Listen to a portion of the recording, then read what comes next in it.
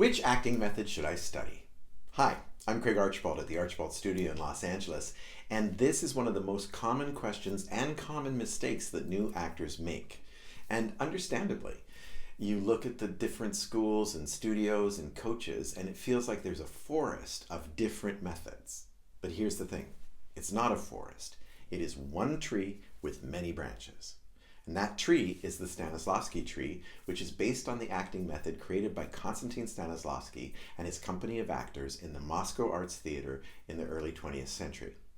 The basic concept of the method is that acting is living truthfully under imaginary circumstances. My great acting coach Sandy Meisner actually said that in an attempt to help people understand the basic concept. Acting is living truthfully under imaginary circumstances. The method was brought to America by one of Stanislavski's company members named Richard Boleslavsky. Boleslavsky taught the Stanislavski method to many young actors in New York City in the 1920s.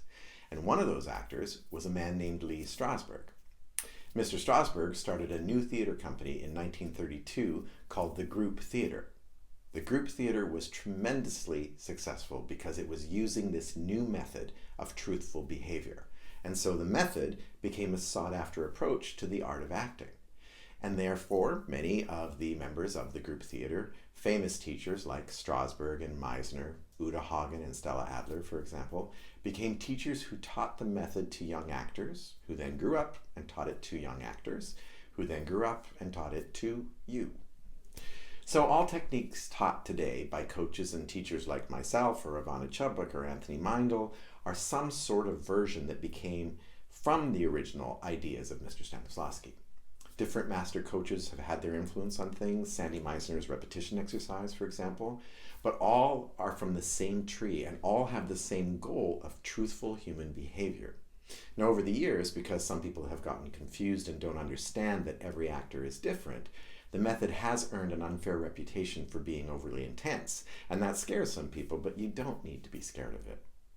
Every artist is different. We have to be. So every person is going to use the method the way it works for them. Some folks need to stay in character all day. Some people can jump in on the word action.